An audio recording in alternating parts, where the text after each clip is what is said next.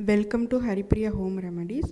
இன்றைக்கி ஹரிப்ரியா ஹோம் ரெமடிஸில் நம்ம குழந்தைகளான மலச்சிக்கல் எப்படி போக வைப்பது அப்படின்ற வீடியோ தான் பார்க்க போகிறோம். அதுக்கு இந்த ஒரே ஒரு ஜூஸ் போதும். இந்த ஜூஸை வெறும் வயிற்றில் காலைல குழந்தைங்களுக்கு கொடுக்கறதுனால இன்ஸ்டண்ட்டாக மோஷன் போயிடுவாங்க. ஒரு அரை மணி நேரத்துலேயே மோஷன் போயிடுவாங்க.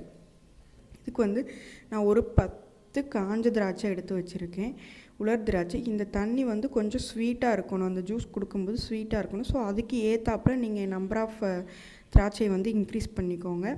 இப்போ இதில் தண்ணி ஊற்றி ஓவர் நைட் நான் சோக் பண்ண போகிறேன்.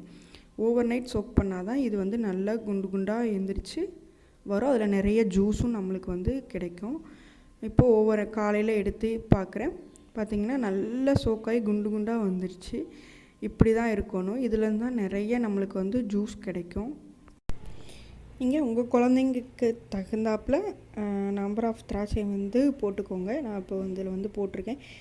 இது கரெக்டாக இருந்தது. ஸ்வீட்னஸ்க்கு என்னோடய பேபிக்கு கரெக்டாக இருந்தது.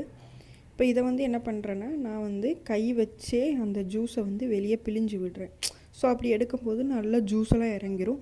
மிக்சியில் போட்டு அடித்தோன்னா அதோடய சீட்ஸ் எல்லாம் இறங்கி அது அவ்வளோ ஸ்வீட்னஸாக தெரியல. இப்படி செஞ்சு பார்க்கும்போது எனக்கு நல்ல ஸ்வீட்டாகவும் இருந்தது, நல்ல ரிசல்ட்டும் இருந்தது. நான் மிக்ஸிலையும் ட்ரை பண்ணி பார்த்தேன். இதுதான் பெஸ்ட்டு ரிசல்ட் கொடுத்தது எனக்கு.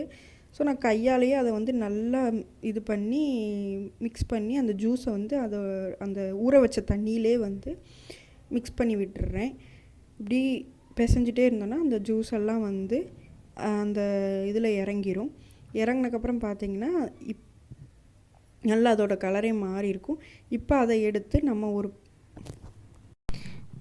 இதை எடுத்து அதாவது குழந்தைங்களுக்கு ஒரு பாலாடை அளவுக்கு அந்த ஜூஸ் வர்ற மாதிரி எடுத்துக்கோங்க. கண்டிப்பாக இதை எம்டி ஸ்டொமக்கில் தான் கொடுக்கணும். கொடுத்திங்கன்னா கண்டிப்பாக உடனடியாக நல்ல ரிசல்ட் இருக்கும் குழந்தைங்களுக்கு. 3 நாள் கண்டினியூஸாக கொடுங்க, நல்ல மலச்சிக்கல் எல்லாம் போயிடும். இப்போ ஒரு பாத்திரம் எடுத்திருக்கேன். அந்த பாத்திரத்தில் நான் இந்த மாதிரி மிக்ஸ் பண்ணி வச்ச அந்த தண்ணி ஊற்றிக்கிறேன். ஊற்றிட்டு வேணும் அப்படின்னா இன்னும் கொஞ்சம் தண்ணி ஊற்றிக்கோங்க. கொதித்து வரும்போது கரெக்டாக இருக்கும். கரெக்டாக ஒரு பாலாடை வர்ற அளவுக்கு வரணும். நான் கொஞ்சம் தண்ணி ஊற்றி அதை நல்லா பாயில் பண்ணுறேன். நல்லா அது கொதிக்கணும். கொதித்து பாயில் ஆனதுக்கப்புறம் அதை எடுத்து ஃபில்ட்ரு பண்ணிக்கிறேன். ஃபில்ட்ரு பண்ணி ஒரு ஃபில்டரில் இந்த மாதிரி போட்டு எடுத்திங்கன்னா ஆல்ரெடி ஜூஸ் கீழே இறங்கிரும்.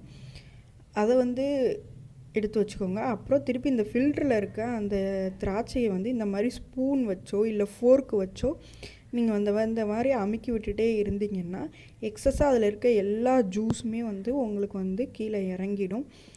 அந்த மாதிரி அதை ப்ரெஸ் பண்ணி எல்லா ஜூஸையும் எடுத்துக்கோங்க. இப்போ நான் எடுத்துகிட்டு வந்துட்டேன். இப்போ இதை ஒரு பாலாடையில் ஊற்றிக்கிற போகிறேன். ஒரே ஒரு இப்போ என்னோடய பேபிக்கு 7 மந்த் ஆகுது. ஒரே ஒரு பாலாடை அவங்களுக்கு சரியாக இருக்கும். ஸோ ஒரே ஒரு பாலாடை மட்டும் நான் எடுத்துக்கிறேன். எடுத்து இதை போய் பேபிக்கு கொடுத்தோம் அப்படின்னா மலச்சிக்கல் கண்டிப்பாக தீரும்.